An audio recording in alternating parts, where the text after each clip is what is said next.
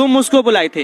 हाँ, कौन लगता है? हम उससे प्यार करते हैं। वो तो बोल रहा है कि हम शादी नहीं करेंगे। अभी अपना मन से करें, बुरियारी करें तो आप रखिए। आया था अबीर लगाने के लिए, लेकिन यहाँ पर जो है अब सिंदूर लगा के जा रहा है ना। और इस होली के त्योहार में ये दोनों मिलते हुए पकड़ाए हैं, जैसा कि गांव वालों का कहना है। इतना आदमी से तुम हसारत करा रहा है।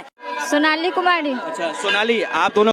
हेलो नमस्कार दोस्तों, एक लड़का जो है अपनी प्रेमिका से मिलने होली वाले दिन जो है पहुंच जाता है। उसको रंग लगाने के बहाने जो है कुछ ऐसा करने की कोशिश करने लगता है, जिससे जो देखकर जो है सब लोग गांव वाले भौचक्के हो जाते हैं और आके जो है एक तरफ से जो है शोर मचाने लगते हैं।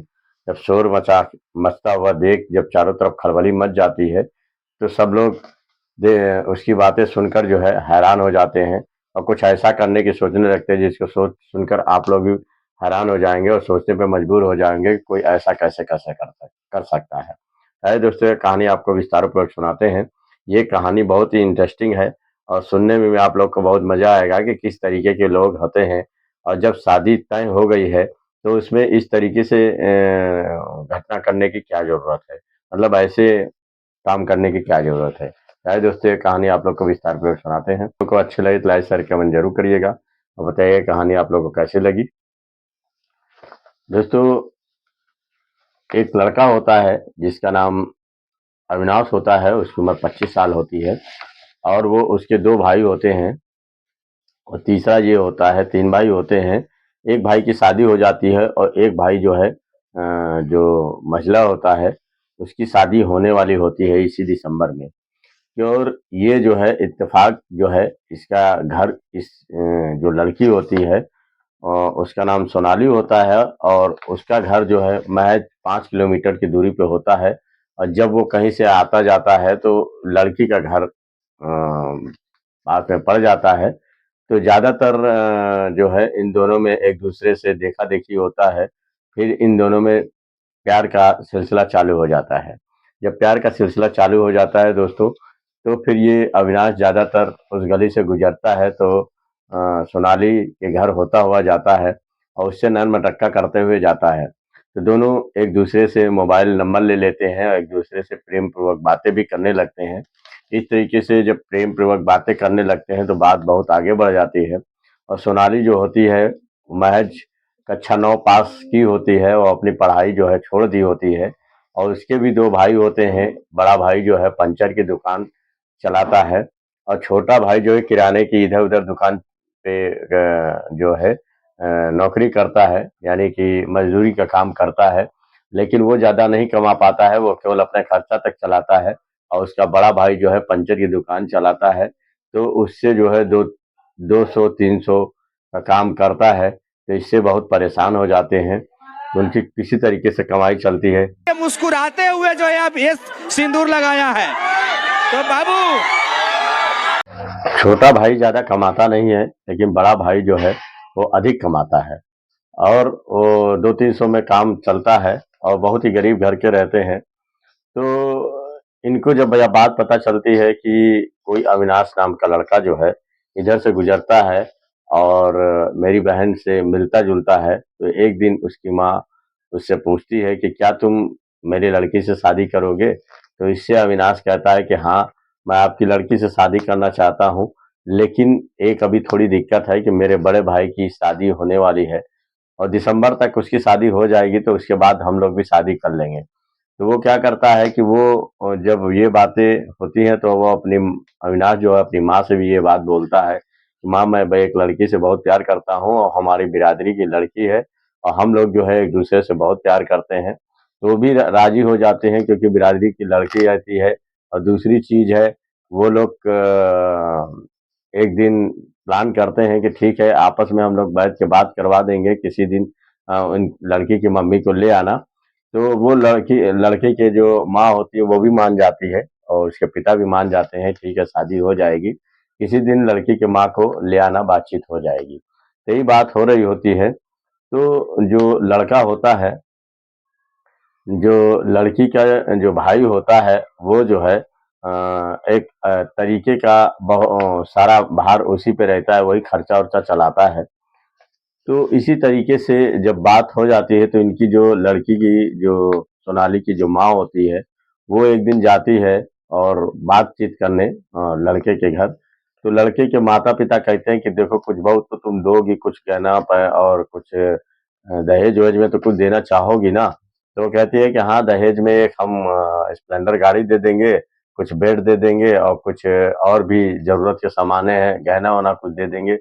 तो उस तरीके से दोनों में बात तय हो जाती है कि ठीक है, इस बड़े भाई की शादी जब हो जाएगी तो हम लोग जो है ये तुम्हारी शादी कर देंगे। और सोनाली भी बड़ी खुश हो जाती है, दोनों की शादी भी लगभग तय हो जाती है, सारी बातें हो जाती हैं।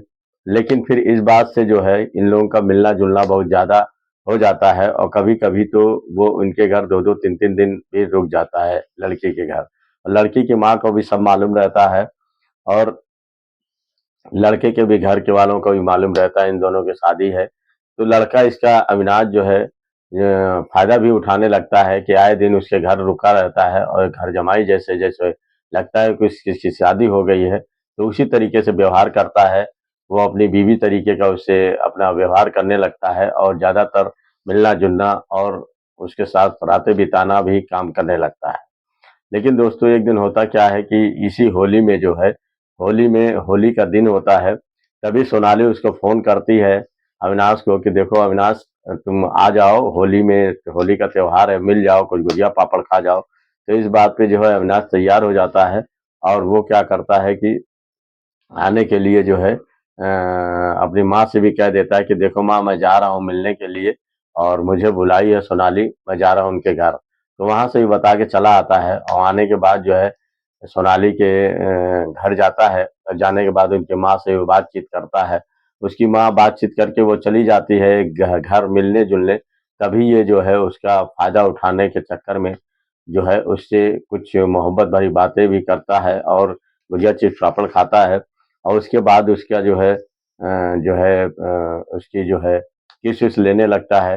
तभी उसका बड़ा भाई जो है वो दारू की बोतल अंदर कमरे में रहती है, उसी को लेने के लिए वो आता है और जैसे ही देखता है तो ये आपत्तिजनक स्थिति में जब हो जाते हैं, देख लेता है कुछ इस तरीके की करते हुए उसको एक तरीके से उसके दिमाग में एकदम से गुस्सा आ जाता है और आने के बाद जो है वो गांव वालों को सबको इकट्ठा कर लेता है और कहता है कि ये मेरी बहन के साथ बताओ आपत्तिजनक स्थिति में मैंने इसको देखा है, ये उसके साथ किस कर रहा था और जबरन कुछ ना कुछ करने जा रहा था।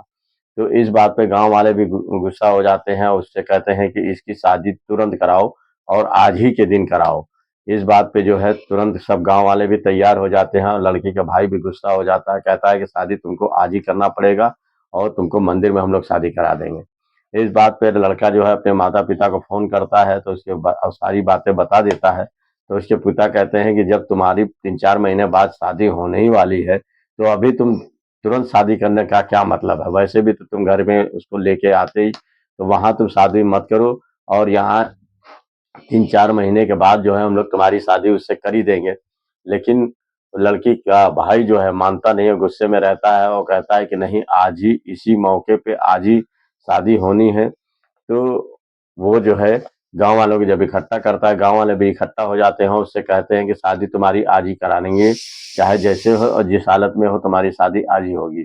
इस बात पे जो है गांव के सभी लोग इकट्ठा हो जाते हैं और लड़का का घर वाले जो है साफ लफ्जों में कह देते हैं कि देखो अगर तुम शादी करोगे तो तुमको वहीं रहना पड़ेगा, हम लोग तुम्हें घर नहीं बुलाएंगे और तुम वहीं पे रहोगे और यहाँ हमारा घर छोड़ना पड़ेगा और तुम जाओ लड़के के साथ शादी करो, चाहे कुछ भी करो, हमसे तुम्हारा कोई वास्ता नहीं। इस बात पे लड़का घबरा जाता है कि मेरे माता पिता जब हमको छोड़ देंगे तो अभी मैं कमाता धमाता भी नहीं हूँ, खर्चा कैसे चलेगा, क्या होगा। तो वो घबरा जाता है। वो बताता है, कहता है कि मेरी शादी अभी मत करवाइए, अगर शादी करवा देंगे तो हमें इसके साथ यहीं रहना पड़ेगा क्योंकि मैं हमें कमाता धमाता नहीं हूँ। हमारा मेरे माता पिता अभी इस शादी को मानने के लिए तैयार नहीं है। वो लोग कह रहे हैं कि शादी जो है होगी और पक्का होगी और आज ही शादी होगी। इस बात पे वो बहुत नाराज है। आप लोग जो है 3-4 महीना किसी तरीके से रोक लीजिए, उसके बाद शादी कर लीजिएगा। तो इस बात पे जो है गांव वाले कहते हैं कि जब तुम्हें शादी करनी ही थी, जब शादी उम, जब करनी ही है, तो तुम रोज-रोज आने की ज़रूरत यहाँ पे तुमको क्या है? जब किसी की शादी तय हो जाती है, तो इतना जल्दी कोई किसी के घर जाता नहीं है और वैसे भी तुम आपत्तिजनक, तुमको ऐसी करने की क्या जरूरत पड़ गई कि तुम आके जो है ऐसी हालत में यहाँ पे जो उसके साथ, लड़के के साथ समय बिताते हो, 4-4 5-5 दिन रहते हो, और आज तुम इस स्थिति में पकड़े गए हो। मान लो कल का तुम ना कर दो तो उसके साथ शादी कौन करेगा? इस बात पे सब गांव के वाले भी क्षुब्ध हो जाते हैं और उससे शादी करने के लिए मजबूर करते हैं। इस पे लड़का कहता है कि मैं तो शादी कर लूंगा, मुझे दिक्कत नहीं है, लेकिन फिर मैं अपने घर नहीं जाऊंगा, जब तक मेरी इच्छा करेगी तब तक मैं यहाँ रुकूंगा और यहीं पे रहूंगा। इस बात पे जो है गांव वाले कहते हैं अब चाहे तुम्हारा जो हो, तुमको शादी यहाँ करनी पड़ेगी। गांव वाले अपनी निगरानी में उसको मंदिर ले जाते हैं, उसको सिंदूर देते हैं, उससे बाकायदा शादी करवाते हैं। इस पे प्रेस रिपोर्टर भी आ जाते हैं, इनकी बातें जो है पूरे वायरल हो जाती है चारों तरफ। अब देखिए उसमें होता क्या है कि उनके अब तो शादी हो ही गई जैसा भी है, लेकिन अब लड़के का घर वाले जो है, लड़के के घर वाले मानते हैं कि नहीं मानते हैं। अब क्या होता है दोस्तों, आप लोग की राय और कमेंट जानना चाहता हूँ कि आखिर इस शादी को आप लोग क्या कहेंगे और ऐसा क्या होना चाहिए था? अब इस तरीके से गलती तो इसने कर ही दी है, लेकिन अब देखिए क्या होता है आगे। यहीं तक कहानी हमें पता थी दोस्तों, ये हम लोग आपको कहीं कहीं फुटेज वीडियो की लगा देंगे, देखिएगा। ये कहानी बहुत ही सच्ची घटना पे आधारित है, और कहानी अच्छी लगे तो लाइक शेयर कमेंट जरूर करिएगा। और ये आपको बताने का हमें आपके दिल के ठेस पहुंचाना नहीं था, बल्कि आपको जागरूक करना था कि अगर शादी तय हो जाती है तो इस तरीके की हरकत तो खैर किसी को नहीं करना चाहिए। कुछ लड़के की भी गलती है, कुछ लड़के की भी गलती है, गलती तो यहाँ दोनों की है। लेकिन आप लोग बताइएगा कि आखिर ये गलती सबसे ज्यादा किसकी है। नमस्कार दोस्तों, धन्यवाद।